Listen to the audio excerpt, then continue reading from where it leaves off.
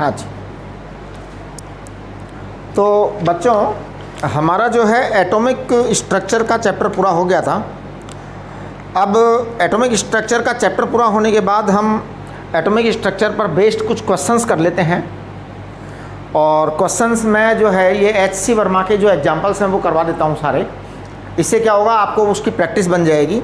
Actual में ये जो एटॉमिक स्ट्रक्चर का जो चैप्टर है इसके अंदर फंडामेंटली हम है ना जो दो फॉर्मूले हम बार बार यूज में लेंगे, उनको मैं साइड में लिख देता हूँ। पहला फॉर्मूला मैं लिख रहा हूँ E equal to -13.6 into Z square upon N square. ये एक फॉर्मूला हम काम में लेंगे, है ना। एक मैं ये फॉर्मूला लिख देता हूँ 1 अपॉन लैम्डा बराबर are Z square 1 upon n1 square minus 1 upon n2 square.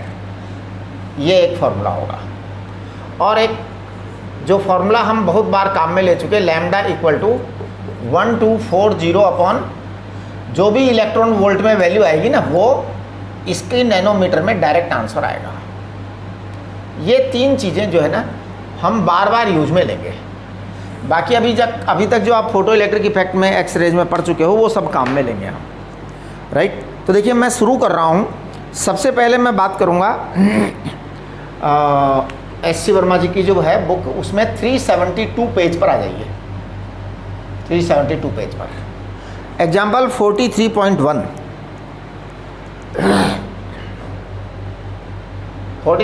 Example पे आइए। ये एग्जाम्पल कह रहे हैं ये calculate the energy of helium ion in its first excited state. First excited state यानी n equal to 2, ground state n equal to 1, first excited state n equal to 2। तो मैं n इक्वल टू 2 की energy निकाल देता हूँ। तो En equal to हमने कहा -13.6 into Z square upon N square. तो -13.6 इलेक्ट्रॉन वोल्ट में आंसर आएगा। हीलियम के न्यूक्लियस में कितने प्रोटॉन होते हैं? 2। हीलियम के न्यूक्लियस में 2 प्रोटॉन होते हैं। तो 2 का स्क्वायर करिए।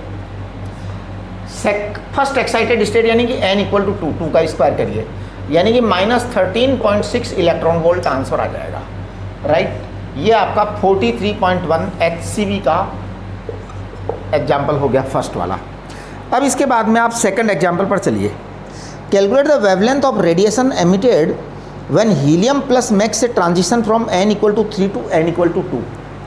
n इक्वल टू 3 से n इक्वल टू 2 का ट्रांजिशन करना है, राइट। चलिए मैं यहीं कर देता हूँ इसको। 43.2 सेम पेज पर आपको क्या चाहिए? वेवलेंथ चाहिए, है ना। हाँ, तो सबसे पहले तो मैं ऐसा करता हूँ, इसकी एनर्जी निकाल देता हूँ। देखो ये बहुत आसान तरीका है ना। डेल्टा E बराबर एनर्जी क्या निकालेंगे हम? E3 माइनस E2, क्योंकि ये n इक्वल टू 3 से n इक्वल टू 2 में ट्रांजिशन चाह रहे हैं, तो हम E3 माइनस E2 निकालेंगे।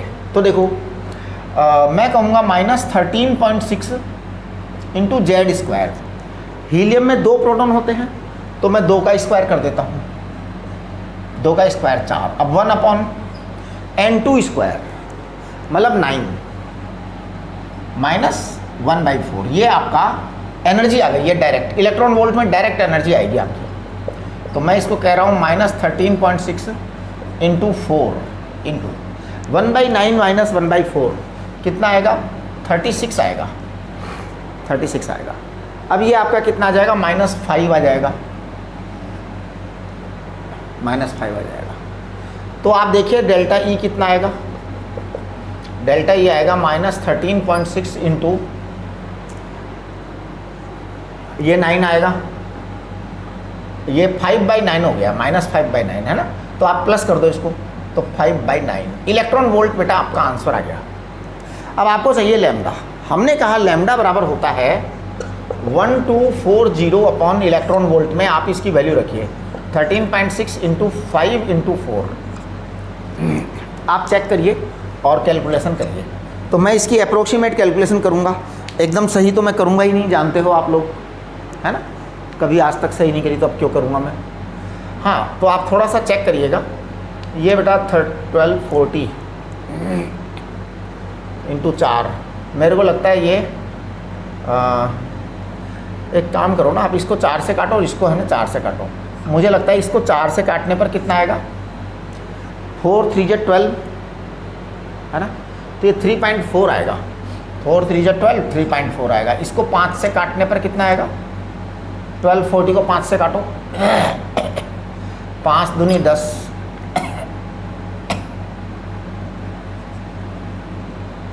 है ना, फिर ये 8 आ जाएगा, है ना। हाँ, तो ये 248 अपॉन 3.4 नैनोमीटर आंसर आएगा ये। तो लैम्डा आपका आ गया 248 अपॉन 3.4 नैनोमीटर। अब एक बार इनके आंसर को देखना कि इतना ही आ रहा है या कुछ अलग है।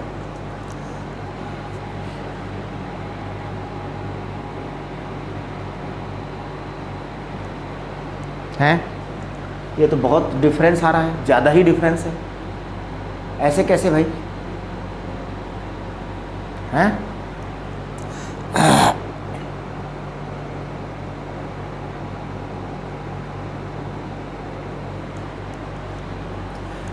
आप चेक करिए कि क्यों होना चाहिए डिफरेंस। -13.6, ये 4 है, 3 है तो 3 का स्क्वायर 9 होता है, ये 4 होता है। आप देखिए इसको, तो ये इतना आ गया, ये 4 कहाँ से आ गया, ये 4 कहाँ से आ गया भाई, फ्रॉम वेयर दिस 4 केम। अरे ये तो 9 है भाई, हैं, ये क्या किया है हमने। अच्छा, सॉरी, ये तो 9 है ना, ये 9 है, हमने इसको 4 लिख दिया, हैं, ये तो बहुत गलत बात है। आप इसको ठीक करो भैया, ये 9 है, हमने उसको 4 लिख दिया, तो हमारा आंसर क्यों आएगा, बिल्कुल नहीं आएगा। ऐसे गलती करेंगे तो आंसर कैसे आ जाएगा भाई, हैं? ओडी बाबा, 1240 अपॉन 13.6 इंटू 5/9, करिए जल्दी से। ये 9 को मैं 4 लिख गया, पता नहीं क्यों लिख गया है बेटा, ऐसे ही कर देता हूँ मैं। अब आप चेक करो, ये 248 है, हाँ अब आएगा ना, अब एकदम सही है 13.6। हाँ जी, अब ये है ना 1.5 आएगा यहाँ पे अप्रोक्स 1.5, फिर आप 1.5 से करेंगे तो ये जो है ना नेचुरल है 160 से थोड़ा सा अप आएगा बिल्कुल, तो ये 164 नैनोमीटर आ गया। आप देखिए इस सवाल को मैंने अलग तरह से किया है, एच.सी. वर्मा जी ने अलग तरह से किया। एच.सी. वर्मा जी ने डायरेक्ट 1/λ का फॉर्मूला लगाया है ना, R/Z², वो आप चाहें तो वो करिए, चाहे ऐसे करिए। इसमें क्या है, हमारा कंसेप्ट बड़ा सिंपल है कि एनर्जी का डिफरेंस निकालो। आपके पास एनर्जी डिफरेंस आ गया, लैम्डा इक्वल टू आप ये लगाइए, ये लगा लीजिए। और अगर आप इनके वाले मेथड से करते हैं तो वो ज़्यादा मतलब एक स्टेप जो है ना कम हो जाता है, लेकिन उसमें आपको रिडबर्ग कांस्टेंट की वैल्यू रखनी पड़ेगी और 1/λ फिर इन्वर्स करना पड़ेगा। मुझे लगता है वो कैलकुलेशन भी मतलब खैर दोनों कैलकुलेशन बराबर ही पड़ेंगी, वो कैलकुलेशन छोटी नहीं पड़ेगी, वो भी लंबी पड़ेगी, है ना। तो बेटर है आप ऐसे ही करें, है ना, अनावश्यक कोई फ़ायदा नहीं होना उससे। हाँ, वो कैलकुलेशन भी बेटा बड़ी ही है, छोटी नहीं है। चलिए आगे 43.3 देखिए पेज नंबर 373 पर। तो मैं अपना अगला वाला जो सवाल है वो कर रहा हूँ, ये एच.सी. वर्मा जी का ही 43.3 देखो, पेज नंबर कितना है 373, एग्जाम्पल 43.4 पेज नंबर 373। हाँ, the excitation energy of hydrogen like ion in its first state is this. Excitation energy, the excitation energy of hydrogen like ion in its first state is this. Find the energy needed to remove the electron from the ion. मतलब first state वाली energy इन्होंने दे रखी है, first state वाली energy इन्होंने दे रखी है। इसका मतलब ये हुआ कि इन्होंने इनडायरेक्टली हमारे को जो है ना जेड की वैल्यू दे दी इन्होंने एक तरीके से। जेड हमें पता नहीं तो इन्होंने जेड पता लगवा दिया। तो देखिए मैं जेड पता लगा देता हूँ सबसे पहले। इन्होंने कहा है कि excitation energy of hydrogen like ion in the first excited state. First excited state मतलब 2। तो देखो डेल्टा ई बराबर -13.6 इंटू जेड स्क्वायर 1/9 माइनस 1/4 आएगा, नहीं 1/4 माइनस 1 आएगा क्योंकि सेकेंड एक्साइटेड स्टेट चाहिए ना। तो 4 - 1 ये आएगा। अब देखो आप डेल्टा ई निकाल रहा हूँ सबसे पहले मैं एनर्जी, तो ये आएगा +13.6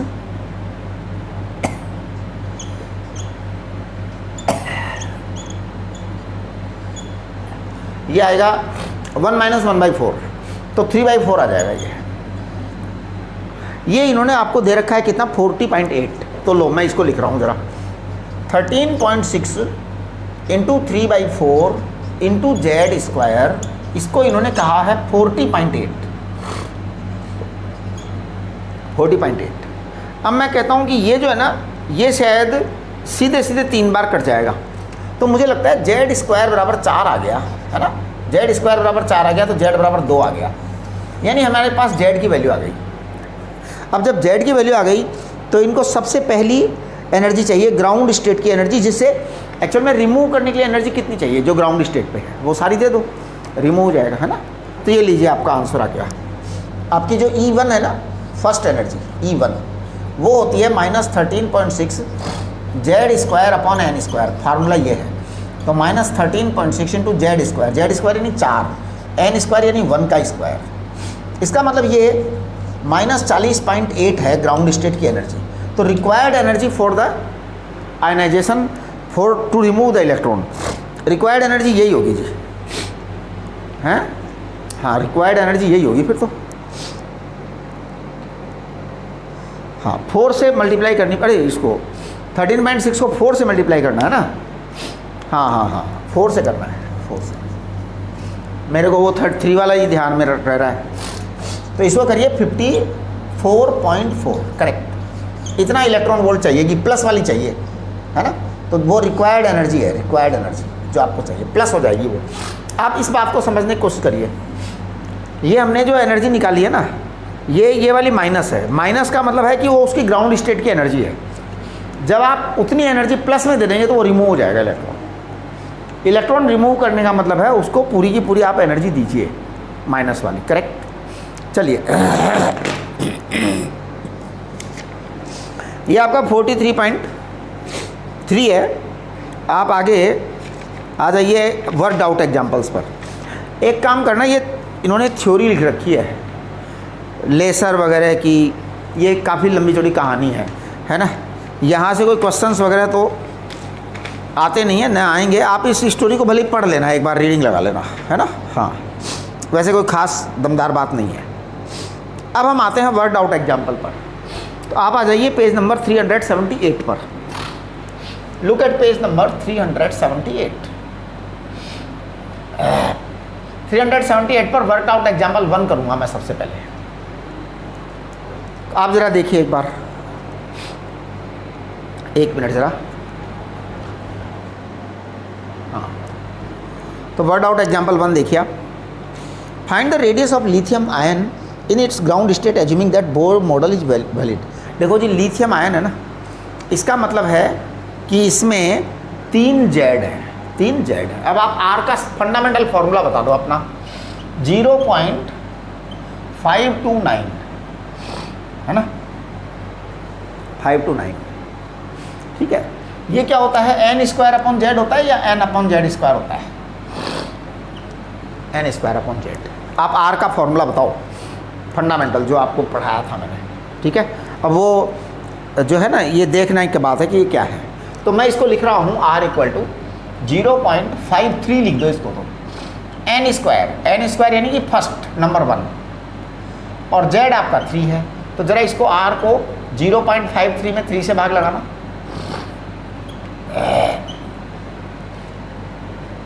177 आएगा, है ना, 1766 आएगा। ये आपका एंगस्ट्रॉम यूनिट आएगा भैया, एंगस्ट्रॉम यूनिट आएगा, एंगस्ट्रॉम यूनिट आएगा। इसको आप लिख सकते हो 17.66 पिकोमीटर। ये जो है ये एकदम एक्यूरेट कैलकुलेट किया है हमने, मतलब जो एस.सी. वर्मा जी का 18 पिकोमीटर आ रहा है उससे बेटर आंसर है अपना, अपन एक्यूरेसी के ज़्यादा पास में है। ये 0.529 बहुत अच्छा मतलब कि फिगर है, बहुत एक्यूरेट फिगर है, करेक्ट। हाँ, तो चलिए आप अब देखो, इन्होंने तो जो है ना 53/3 को 18 लिख दिया, जबकि 18 3 जब 54 होते हैं भैया। मेरे को पूरी टेबल आती है 18 की, मतलब अच्छे आदमी हैं एस.सी. वर्मा जी, बहुत अच्छे आदमी हैं, मैं ये नहीं कह रहा है ना, लेकिन मतलब ऐसे कर सकते हो ना आप। चलो आगे बढ़ो। Example 2, fundamentally S C. Verma ji बहुत ही अच्छे आदमी हैं। चलो under 2, particular hydrogen like atom, hydrogen like ion emits radiation of frequency this hertz when it makes transition from this to this। अच्छा, ओके, देखिए एक बात सुनो, अब आपको जो है ना फ्रीक्वेंसी की बात करनी है। फ्रीक्वेंसी क्या होती है जी? H nu. H nu proportional to क्या होता है? H nu equal to delta nu, delta E होता है। डेल्टा ई प्रोपोर्शनल टू क्या होगा? देखिए बाकी सब तो सब कांस्टेंट होता है, ये जो है ना ये इंपॉर्टेंट चीज़ होती है, बस यही इंपॉर्टेंट चीज़ होती है। अब इन्होंने यही पूछा है यहाँ पे, तो इस एग्जाम्पल 2 में मैं सीधा सीधा लिख रहा हूँ, मतलब मैं ज़्यादा कुछ करने की इच्छा मेरे को बिल्कुल भी नहीं हो रही है। सीधे सीधे एग्जाम्पल 2 को मैं ऐसे कर रहा हूँ, आप देखना।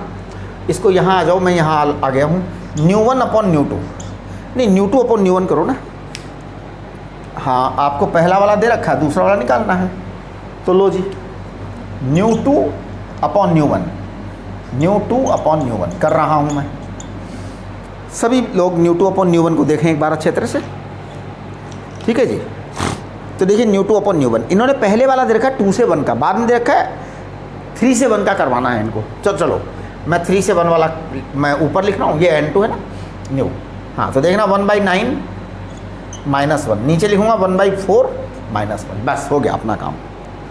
यही पूछा है बेटा इन्होंने हमसे यही चीज़ पूछी भी है, करेक्ट। एक मिनट ज़रा, अब आप देखो इसको ज़रा सॉल्व करिए।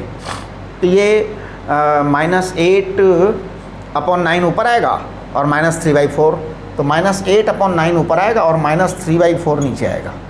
तो आप चेक करो इसको, ये 32/27 आ जाएगा शायद, 32/27। चलिए जी, अब मैं ν2 लिख रहा हूँ, 32/27 इंटू ν1। ज़रा ν1 बताना कितना है? ν1 दे रखा है इन्होंने 2.467, 2.467 इंटू 10⁻⁻⁻ कितना? 15, 10⁻⁻15। हाँ जी, ये आपका आंसर आना चाहिए। हाँ जी, ये तो यही है, इन्होंने भी बिल्कुल ऐसा ही किया। देखो इनका लास्ट स्टेज बिल्कुल वही है जो अपन ने किया ना, एकदम उन्होंने एग्जैक्टली वही किया है। हाँ, तो ये आपका आ गया, जो उन्होंने आंसर दे रखा वो लिख दो लास्ट वाला, 2.92 into 10⁻15 hertz. This is your answer. देखिए ये क्या बड़ा आसान सा सवाल हुआ ना, आप थोड़ा सा इस चीज़ को समझ लीजिए कि कितना आसान हुआ। मैंने क्या किया, न्यू प्रोपोर्शनल टू ये लिख दिया, फिर एक बार ये 1/9 -1 1/4 -1 ख़त्म, काम खत्म, है ना। आप लोग ऐसे प्रोपोर्शन का यूज किया करो बार बार, और कम से कम ये मॉडर्न फिजिक्स में तो ज़्यादा प्रोपोर्शन का यूज किया करो। मॉडर्न फिजिक्स में आप जितना प्रोपोर्शनलिटी साइन काम में लेंगे ना, आप समझ लो आप जीत के उतने ही नज़दीक होंगे। तो मॉडर्न फिजिक्स की कैलकुलेशंस बहुत बड़ी बड़ी होती हैं, तो आप उसमें जितना जहाँ मौका लगे प्रोपोर्शन लगा दो। अब चलिए आगे, क्वेश्चन नंबर 3 है। तो देखिए जी, question example number 3, calculate the two highest wavelengths of radiation emitted when hydrogen atom makes transition from higher state to n equal to 2 state। अच्छा, higher state to n equal to 2 state. अब n equal to 2 पर आना है, कहाँ आना है? n equal to 2 पर आना है कहीं से। ये कह रहे हैं हाईएस्ट वेवलेंथ चाहिए 2, कौन सी चाहिए? हाईएस्ट वेवलेंथ, 2 हाईएस्ट वेवलेंथ चाहिए। तो ये देखो मैं निकाल दूँ, हाईएस्ट का मतलब मिनिमम एनर्जी, हाईएस्ट का मतलब मिनिमम एनर्जी, हाँ हाईएस्ट वेवलेंथ का मतलब मिनिमम एनर्जी, ये ध्यान रखना। तो लो मैं सबसे पहले n = 3 से n = 2 पर आता हूँ, क्योंकि ये लोवेस्ट एनर्जी होगी भाई। n = 2 पर तो आना ही है, सबसे कम वाला 3 वाला ही होगा फिर। तो n = 3 से n = 2 का डेल्टा ई निकाल रहा हूँ मैं, है ना। तो देखो -13.6 इंटू एनर्जी निकाल दी मैंने, 1/9 -1/4। आप चेक करो तो ये आ जाएगा 13.6 तो आना ही आना है, हाँ। और कितना आ जाएगा ये? 5/36 आ जाएगा, 5/36। ये आपका डेल्टा ई आ गया। अब मैं λ1 निकाल देता हूँ, λ1 आता है 1240 अपॉन, ये इलेक्ट्रॉन वोल्ट में ही आंसर है साहब, ये सारे इलेक्ट्रॉन वोल्ट में ही आते हैं ये। एक्चुअल में ये फॉर्मूला ही इलेक्ट्रॉन वोल्ट का है। इसका तो यूज मैं बहुत कम करूँगा, इसका यूज मैं बहुत कम करूँगा, ज़्यादातर मैं एनर्जी का यूज करके निकालूंगा। तो ये देखो आप 13.6 ये आएगा जी। तो ये लॉन्गेस्ट वेवलेंथ आएगी ये। आप देखो इसको ज़रा चेक करो, हाँ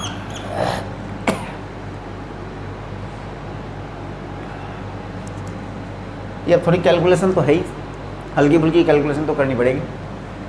फिर भी हम जो है ना इसको कर सकते हैं। जैसे इसको आपने किया तो ये 248 आया, 248 आया। तो ये 248 × 36 अपॉन 13.6 है ना।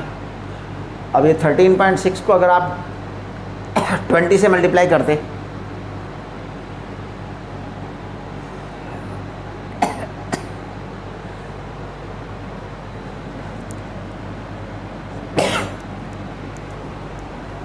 सॉरी, आप अप्रोक्सीमेट कैलकुलेशन करो जल्दी से, डू दी अप्रोक्सीमेशन, है ना। चलो मैं अप्रोक्सीमेशन कर दूं क्या, मेरी स्टाइल वाला, हाँ मेरी स्टाइल वाला करता हूँ। मेरी स्टाइल वाला क्या है, इसको लिख देता हूँ 250, ऊपर वाले को लिख दिया 250, नीचे इसको लिख देता हूँ 35 और इसको लिख देता हूँ 14। हाँ थोड़ा थोड़ा घोटाला कर दिया, थोड़ा थोड़ा घोटाला कर दिया। वो वैसे ज़्यादा बड़ा घोटाला है, वो 248 में 2 जोड़ देना, 250 बड़ा घोटाला आएगा। ये 35 है, इसको थोड़ा कम कर दिया, इसको बढ़ा दिया, इसको बढ़ाया, इसको घटा दिया, इसको बढ़ा दिया, तो कुल मिला के बैलेंस बनने वाला है ना। अब इसको 2 से कर दिया और इसको 5 से काट दिया, देखो है ना जोरदार बात, ये स्टाइल है। अब आप 250 को काटो 2 से तो 125, 125 × 5, 125 × 5 आजकल 625 होते हैं, 625। तो 625 क्या आएगा, नैनोमीटर आएगा क्या? 625 नैनोमीटर आएगा फिर तो। एक बार देखो ज़रा, ये आंसर दे रखा है क्या इन्होंने? हाँ 654 नैनोमीटर दे रखा है इन्होंने, 654 नैनोमीटर दे रखा है, करेक्ट है ना। हाँ अब देखो n = 4 to n = 2, n = 4 to n = 2, ठीक। अच्छा अब n = 4 to n = 2 है ना, तो देखिए आपको क्या करना है। जब n = 4 to n = 2 है तो आप फिर वही निकालो डेल्टा ई, -13.6 इंटू, अब n = 4 से n = 2 है तो आप करेंगे 1/16 - 1/4, आप चेक करेंगे -13.6 इंटू कितना,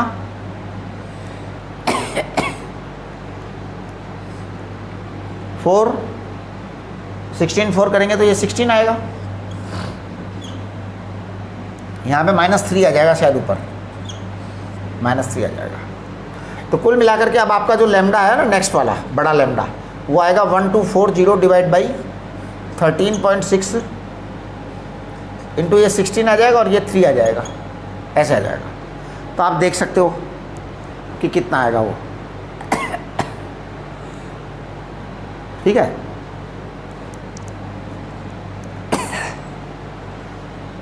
हाँ जी आप इसको कंप्लीट सॉल्व करिए तो मेरे को लगता है ये 310 आएगा, ये नहीं 313 आएगा, ये 413 आएगा, ये 4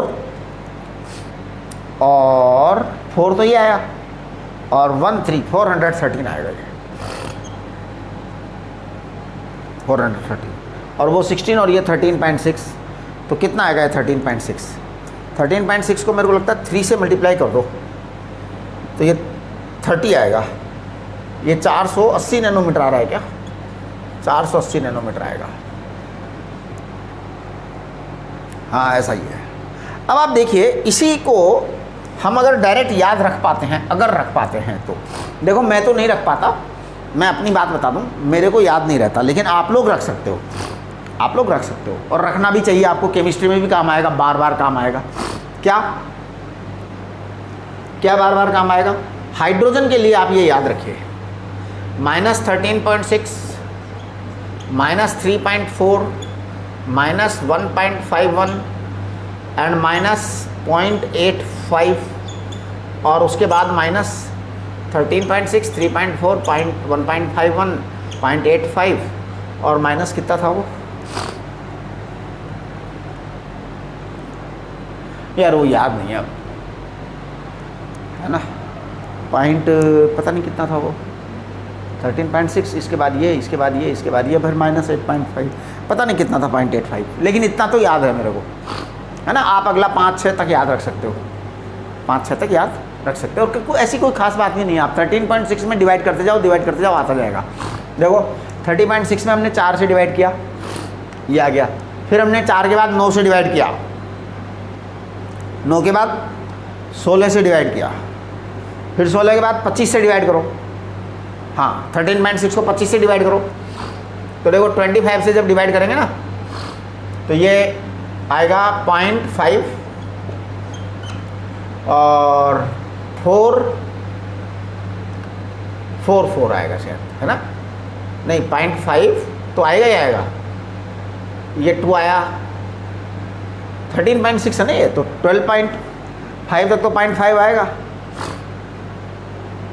12.5 तक, फिर ये 1.1 बचेगा तो 4 आएगा, फिर ये 4 आएगा, है ना, इलेक्ट्रॉन वोल्ट। ये सब याद भी रख सकते हो आप। अगर एग्जैक्ट हाइड्रोजन एटम है तो कोई दिक्कत नहीं, अगर मान लो हाइड्रोजन से ज़्यादा कोई हो, हीलियम हो, तो आप सबको 4 से मल्टीप्लाई कर दोगे सबको।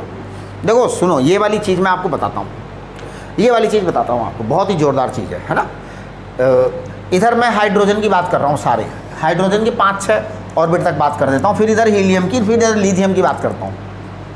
हाइड्रोजन का तो आपका ये आ गया पक्का, -13.6 -3.4 -1.51 एंड -0.85 एंड -0.54, ये आपका आ गया। अब आपको यही चीज़ें हीलियम के लिए चाहिए, ये फर्स्ट ऑर्बिट, ये second orbit, third orbit, fourth orbit, fifth orbit, sixth orbit, ये सब कहाँ तक की ऑर्बिट आ गई मेरे पास? 5th तक की कर दी मैंने। 6 वाले को 36 से डिवाइड करना पड़ेगा, यहाँ पर 6 वाले को 36 से डिवाइड करना पड़ेगा, राइट। हाँ तो 36 से वो 0.4 से कुछ कम आएगा, 0.39 के आसपास आएगा, है ना, -0.38 के आसपास आएगा।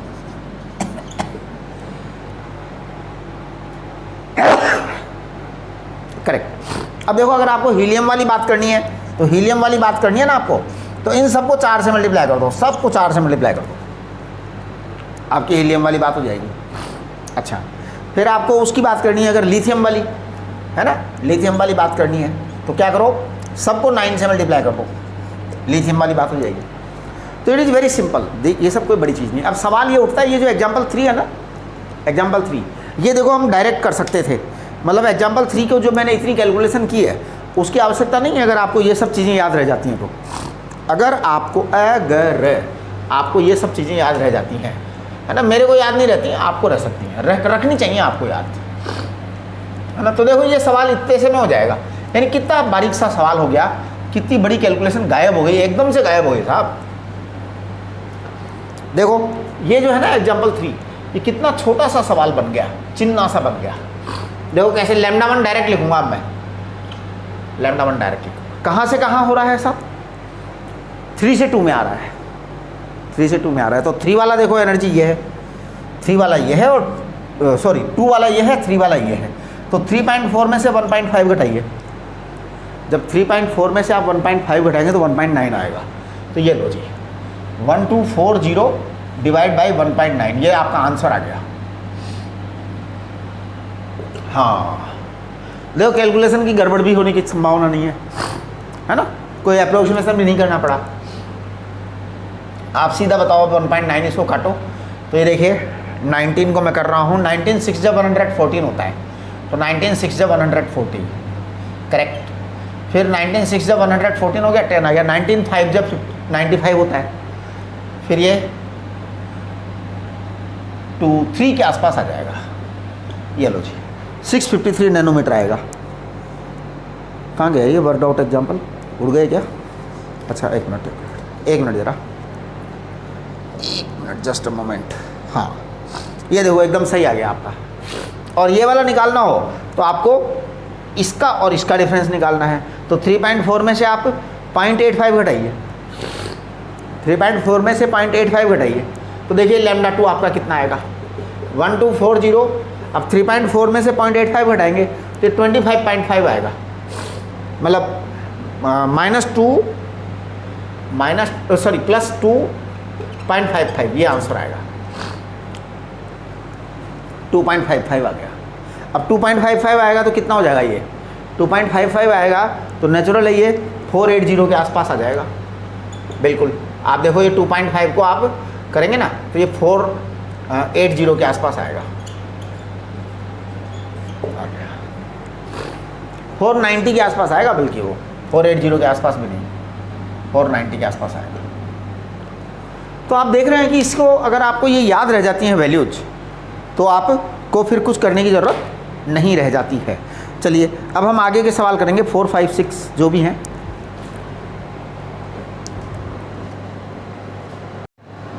हाँ जी, तो अब देखिए, अब हम एक नियम बना लेते हैं कि ये वाली वैल्यूज का हम बार बार फ्रीक्वेंट यूज करेंगे, है ना। हाइड्रोजन के लिए बात हो रही है, हाइड्रोजन एटम के लिए, है ना। क्या कि E1 E2 E3 E4 E5 and E6 इनका यूज हम बहुत फ्रीक्वेंट करेंगे और डायरेक्ट करेंगे, मतलब हम कैलकुलेशंस में नहीं उलझेंगे, है ना।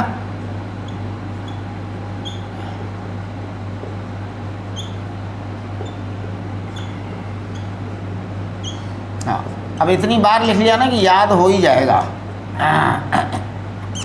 है ना। हाँ इतनी बार लिख दिया। 5 क्या था, 4 था क्या, 4 इलेक्ट्रॉन वोल्ट और माइनस 0.38 इलेक्ट्रॉन वोल्ट। ये आपका 6 तक का आ गया पूरा, ये 6 तक की एनर्जी आपके पास आ गई, राइट। अब हम इनका डायरेक्ट यूज़ करेंगे, है ना।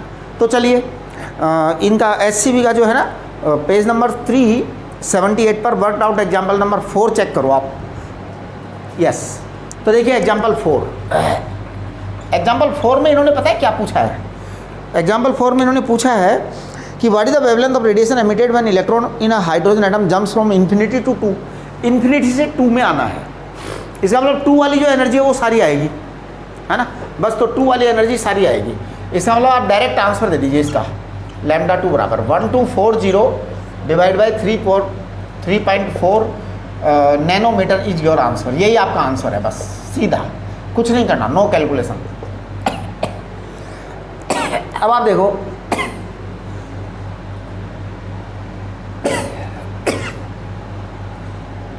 1240 इसको 0 करो और यहाँ पे 34 लिख दो, है ना। हाँ अब देखो क्या आने वाला है, इसको 2 से डिवाइड करो एक बार, 6200 आएगा और ये 17 आएगा, ठीक है। फिर 17 से आप इसको करो डिवाइड, कितना आएगा आप देखते रहो, हैं बताओ कितना आएगा।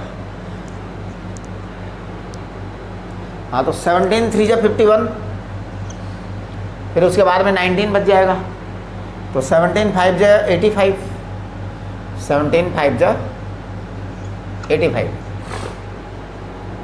51, उसके बाद ये कितना बचा, देखो आप इसको करके भाई जैसे 17 3 जा 51 होता है, 51 उसके बाद ये 11 बचेगा ना, 11 बचेगा, फिर 17 5 जा नहीं 17 6 जा, हाँ 17 6 जा आएगा फिर, है ना। उसके बाद में फिर कुछ और आएगा 5 6 के आसपास, तो देखना ये क्या है, हाँ यही है बिल्कुल नैनोमीटर। आप देखो डायरेक्ट कर दिया, मतलब हमने सीधे n इक्वल टू इन्फिनिटी, वो माइनस होकर के प्लस का डिफरेंस आएगा एक्चुअल में, n इक्वल टू इन्फिनिटी पर 0 और उसके बाद का वो। अब देखिए आगे का देखो आप सवाल, क्वेश्चन नंबर एग्जाम्पल नंबर 5 देखिए, एग्जाम्पल नंबर 5A, मैं यहाँ पे कर रहा हूँ एग्जाम्पल नंबर 5A। देखिए कैसे,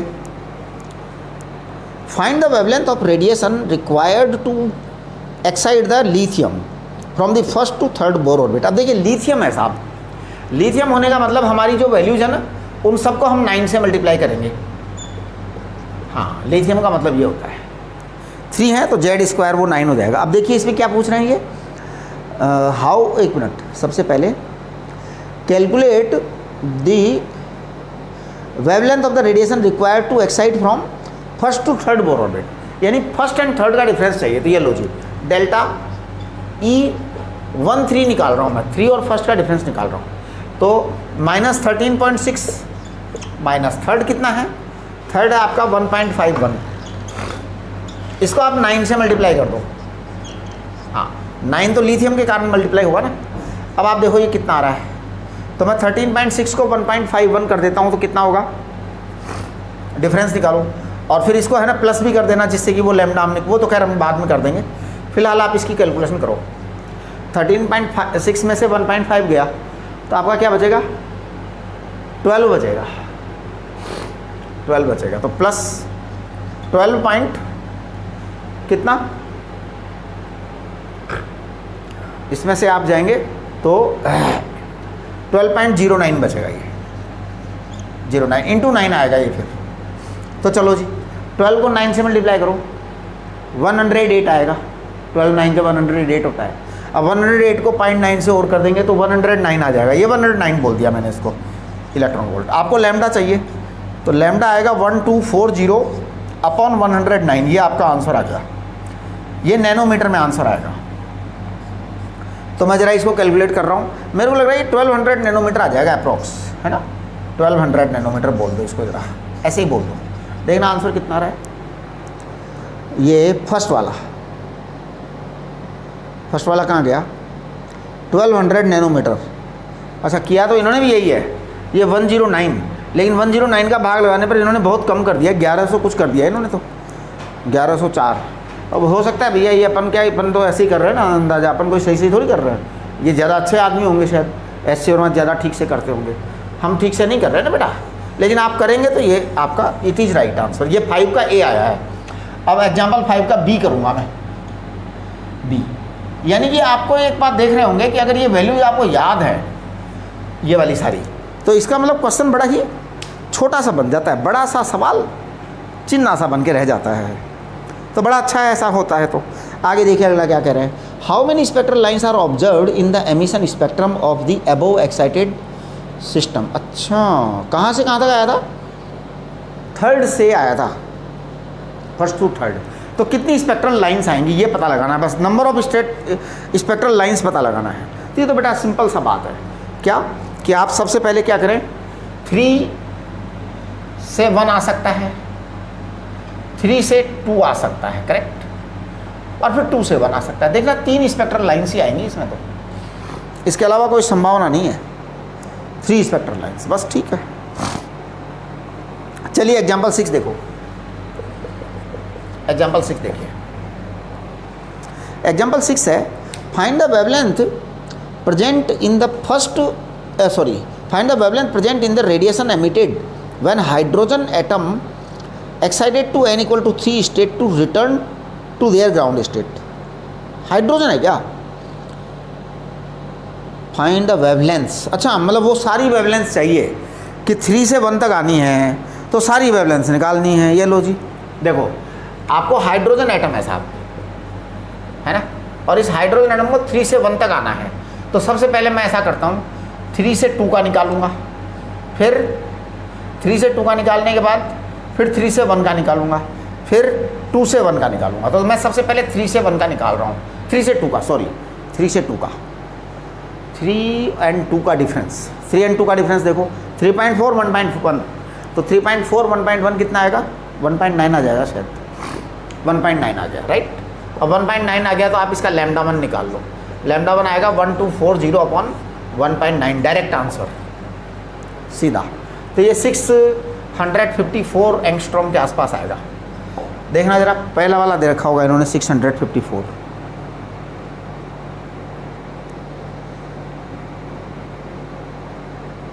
ये चाहते क्या है अपने से, मतलब ये क्या पूछ रहे हैं, find the wavelength present in the radiation emitted when hydrogen atom excited to n = 3 state return to the ground states. हाँ, तो इतनी पॉसिबिलिटीज़ है ना, सारी पॉसिबिलिटीज़ निकालनी है हमारे को। अब इन्होंने एनर्जी तो सारी कैलकुलेट कर दी, वेवलेंथ कैलकुलेट नहीं कर रखी है, कर रखा है इन्होंने, सारे ही कर रखे हैं। ये एंगस्ट्रॉम नहीं है, नैनोमीटर है, सॉरी। हाँ 3 to 1 देखिए, अब आप 3 to 1 देखिए तो ये आपका लैम्डा 2 आ जाएगा।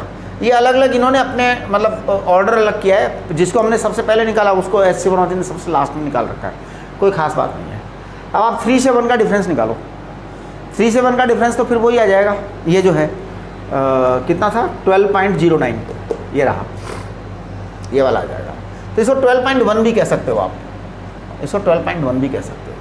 अब 12.1 किया तो ये 100 से थोड़ा सा ज़्यादा आ जाएगा, 100 से थोड़ा सा ज़्यादा आ जाएगा, तो इसको 103 कह सकते हैं आप, है ना, थोड़ा सा ज़्यादा आ जाएगा, तो इसको 103 कह दो, 103 नैनोमीटर कह दो। फिर 2 से 1 वाला निकालो आप, 2 से 1, 2 और 1 का डिफरेंस जो है वो कितना आएगा, 10.2 आएगा, है ना, हाँ 10.2 आएगा।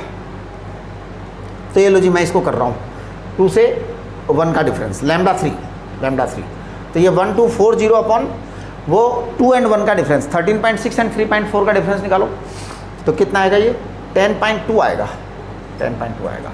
तो ये थोड़ा सा ज़्यादा आएगा उससे, ऊपर वाले से। एक तो आंसर देखो आपका ये है, एक आंसर आपका ये है, एक ये थोड़ा सा आंसर आएगा, ये मेरे को लग रहा है कि 120 नैनोमीटर, 120 नैनोमीटर के आसपास आना चाहिए। हाँ 120 नैनोमीटर के आसपास ही है, इन्होंने 122 नैनोमीटर दे रखा है।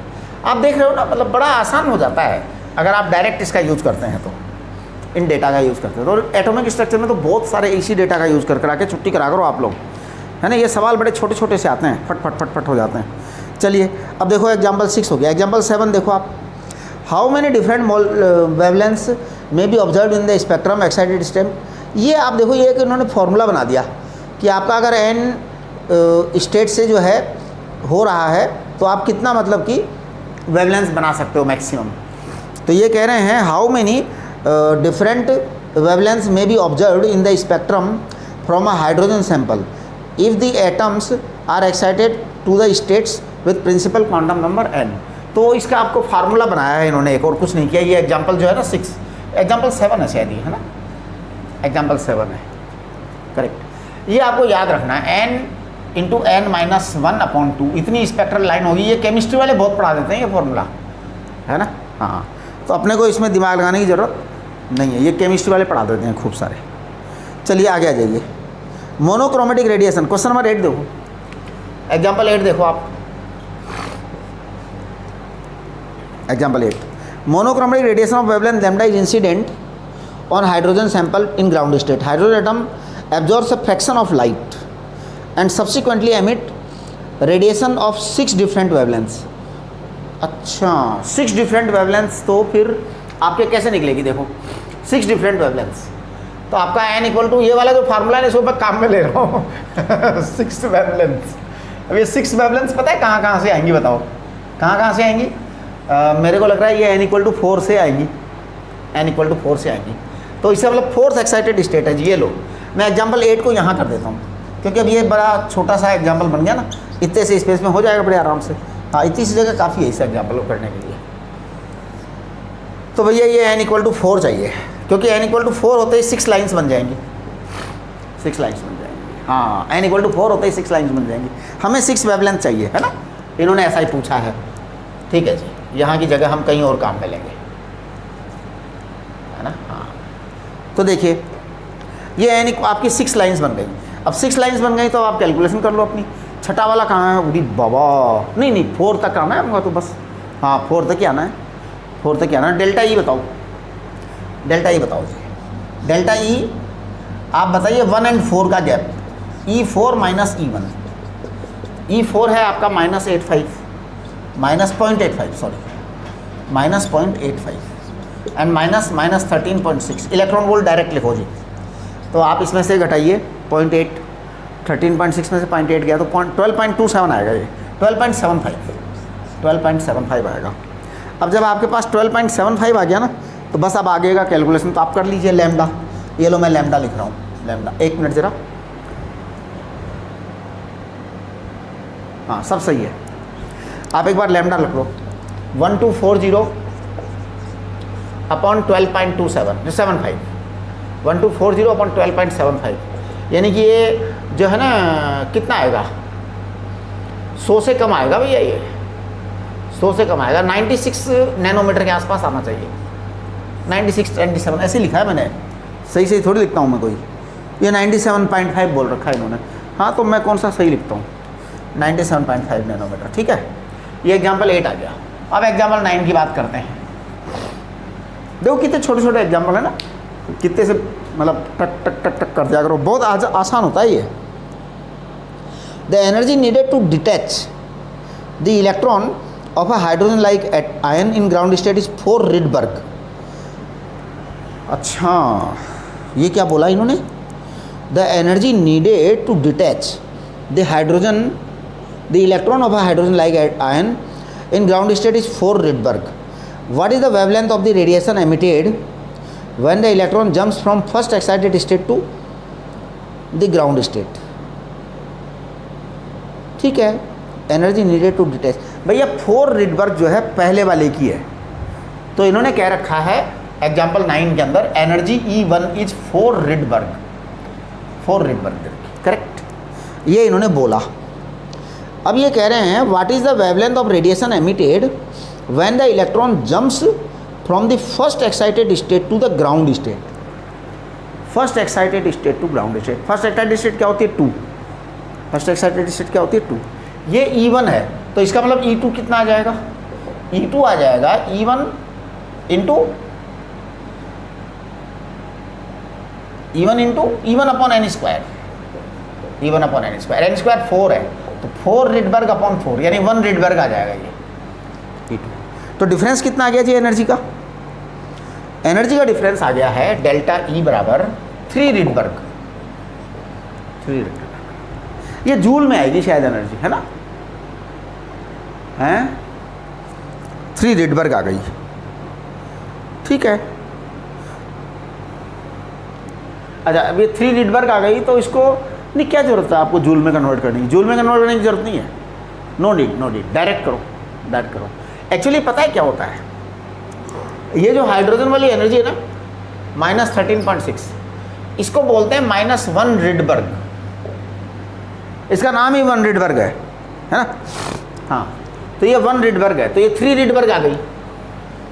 इसका मतलब ये हुआ कि डेल्टा E बराबर हो गया 3 × 13.6। अब 3 × 13.6 मल्टीप्लाई करना था तो 39 और 6 3 जा 40.8 इलेक्ट्रॉन वोल्ट आ जाएगा। चलिए जी एक बार जरा हम क्या कह रहे हैं, ये कह रहे हैं energy needed what is the wavelength of the radiation emitted, ठीक है जी। तो आप वेवलेंथ निकाल लो, ये लो लैम्डा, लैम्डा बराबर 12.1240 अपॉन 40.8, ये नैनोमीटर में डायरेक्ट आंसर आएगा। आप देखिए क्या किया है, E1 बराबर 4 Rydberg दे रखा है, ये आ जाएगा 1 Rydberg, तो 3 Rydberg आ गया। ये जो है ना 13.6 इलेक्ट्रॉन वोल्ट, इसको Rydberg बोला जाता है, इसको Rydberg बोला जाता है ना। इसको आपको कोई कन्वर्ट करने की ज़रूरत नहीं पड़ती, आप सीधे सीधे क्या करो। चलो अब कितना आ जाएगा ये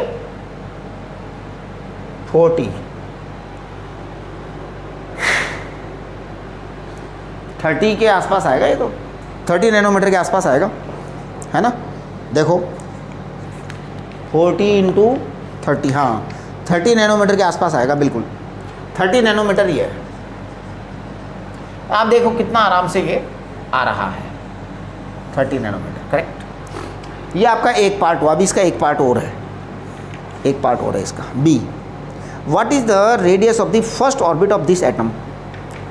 अच्छा,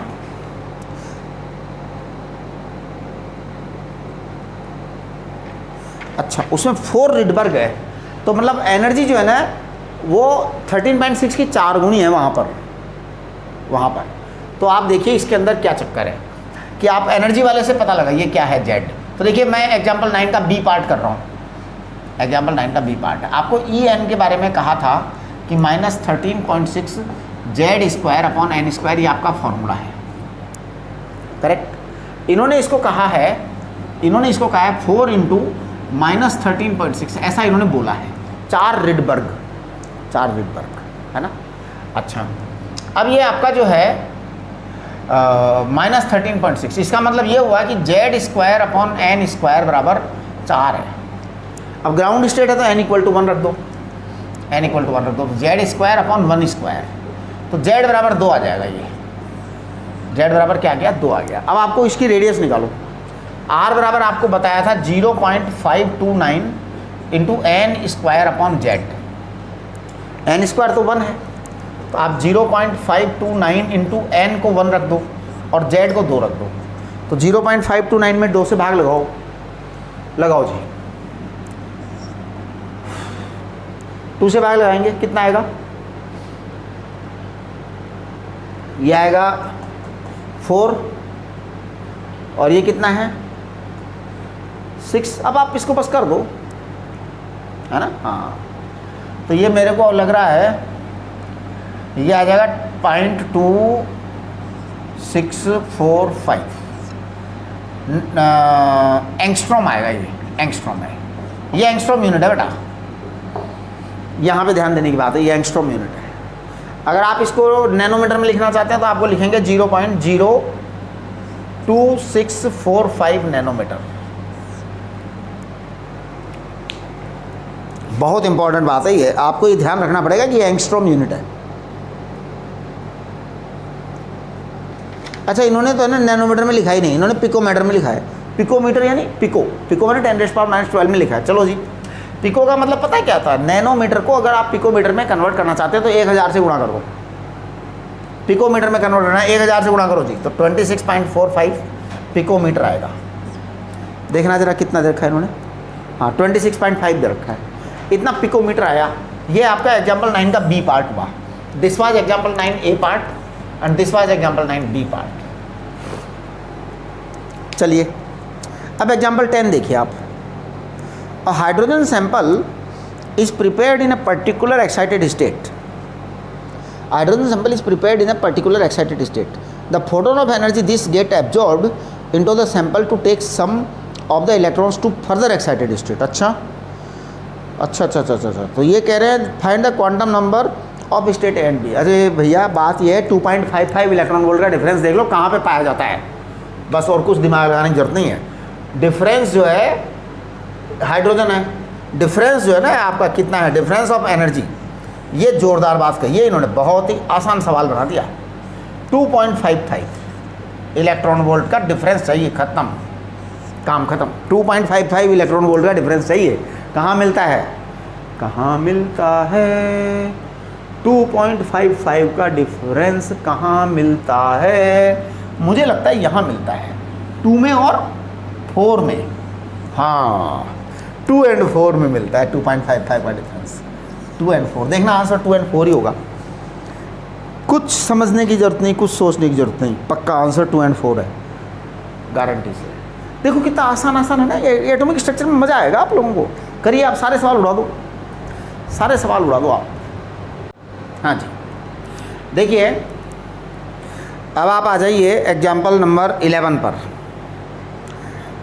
एच सी वर्मा जी के find the maximum wavelength, page number 380 है।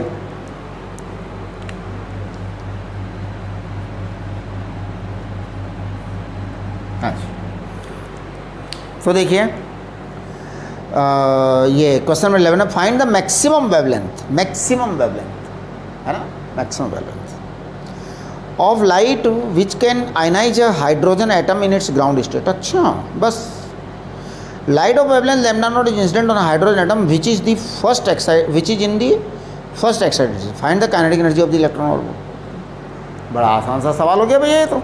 देखो सबसे पहले मैक्सिमम वेवलेंथ जो कि उसको ग्राउंड स्टेट से निकाल बाहर करे, ये लो जी, सबसे पहला आंसर आ गया। लैम्डा नॉट ग्राउंड स्टेट से फेंकना है बाहर, तो बस 13.6 डायरेक्ट दे दो, इतना नैनोमीटर चाहिए।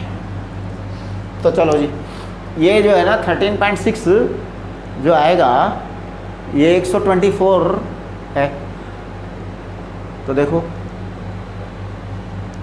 10, ये 940 के आसपास आएगा शायद, है ना।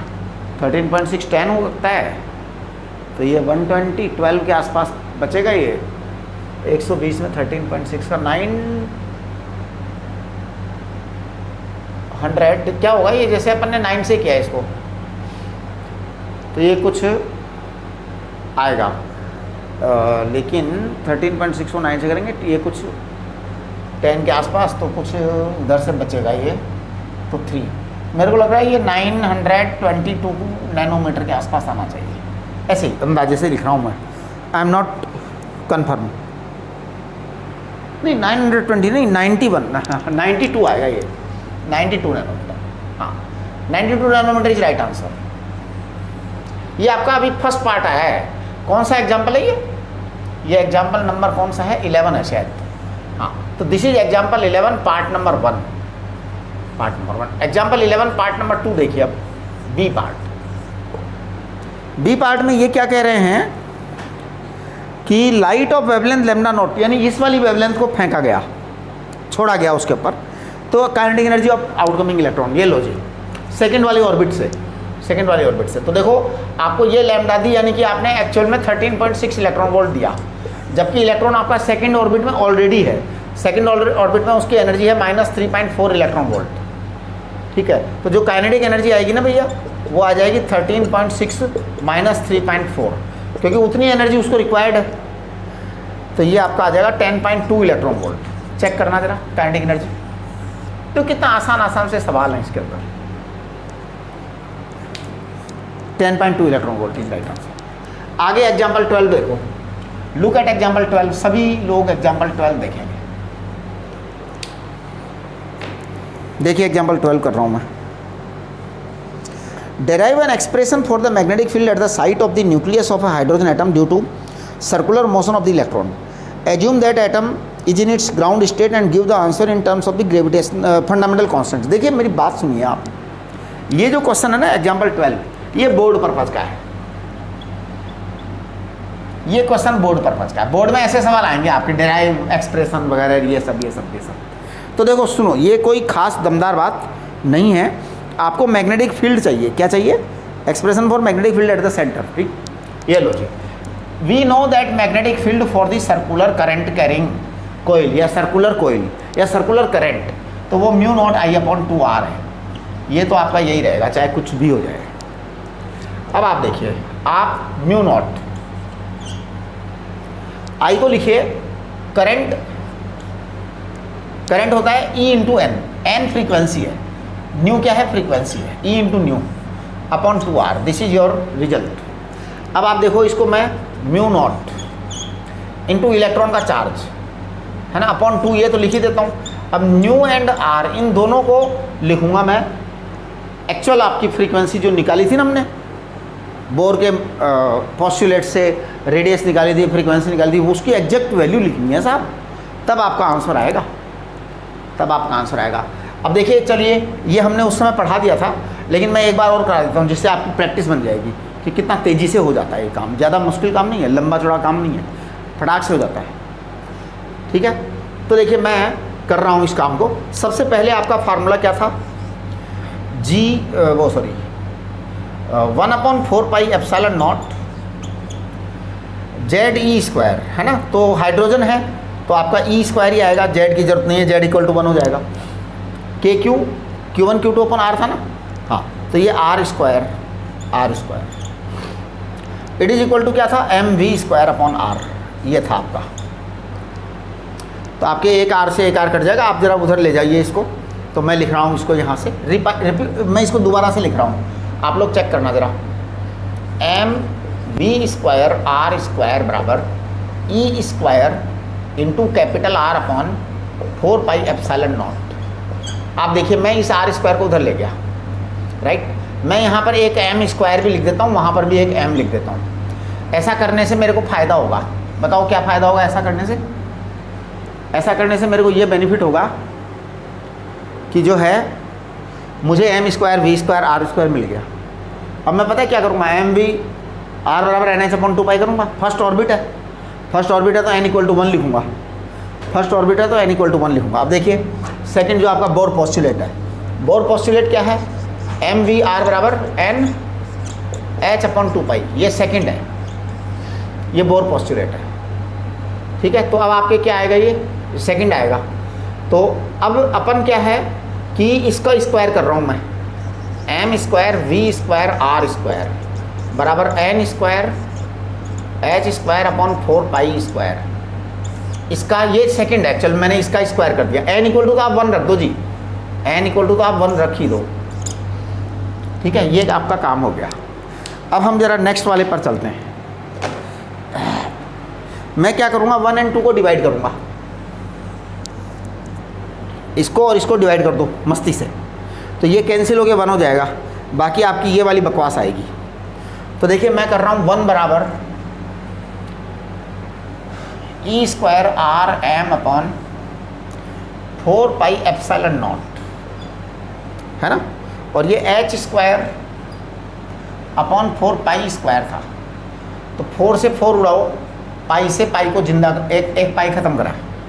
आपको आर चाहिए है ना, यहाँ पर आर की रिक्वायरमेंट है आपको, तो ये लो मैंने आर बता दिया। आर आपका कितना आ गया, आर को चेक करना जरा, epsilon naught h square upon pi pi m e square. Please don't believe on me, है ना, मेरी बात पर भरोसा करने की जरूरत नहीं है, चेक करिए, आई कैन डू मिस्टेक्स, है ना। ये हो गया।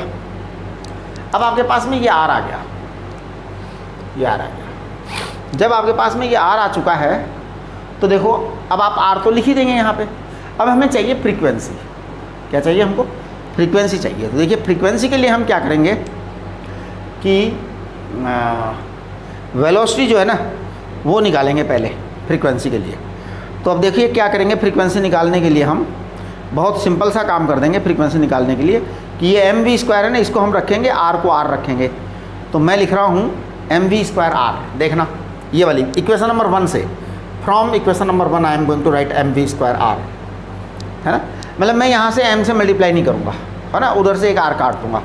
तो देखना मैं लिख रहा हूँ एम वी स्क्वायर बराबर, ये वाली इक्वेशन देखो, ये वाली इक्वेशन देखो, इसमें एम था वी स्क्वायर था, वो एम और वो आर मैं यहाँ से काट देता हूँ एक, है ना। तो ये एम वी स्क्वायर आ जाएगा, एक आर आ जाएगा, एक आर और आ जाएगा, है ना। इस इक्वेशन में देखो, उधर से एक एम उड़ा रहा हूँ, उधर से एक आर उड़ा रहा हूँ, तो ये एम वी स्क्वायर आर आएगा बेटा, है ना, एम वी स्क्वायर आर आएगा। अब बाकी की चीज़ें आप देखो, क्या ये मैंने उड़ा दिया यहाँ से, है ना, एक आर ख़त्म कर दिया, एक एम ख़त्म कर दिया, तो ई स्क्वायर आएगा, ई स्क्वायर आएगा अपॉन 4 पाई एप्सिलॉन नॉट, ये चीज़ आ गई। अब हम क्या करेंगे, एम वी आर लिखेंगे। तो एम वी आर आपका बोर का सेकंड पोस्टुलेट है,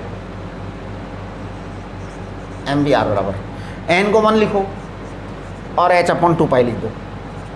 अब आप इन दोनों में भाग लगा दो तो वी आ जाएगा आपके पास, आपके पास वेलोसिटी आ जाएगी। वेलोसिटी आते ही क्या हो जाएगा आपका, वेलोसिटी आते ही जब आप इसका भाग लगा देंगे आपके पास में वेलोसिटी आ जाएगी। वेलोसिटी क्या आएगी वो देखो, वेलोसिटी आएगी आपके पास ई स्क्वायर तो आएगा ही आएगा, ये 2 पाई से 2 पाई घट जाएगा, तो ये आपका 2h एप्सिलॉन नॉट आएगा, v equal to e square 2h epsilon naught. ये वेलोसिटी आ गई,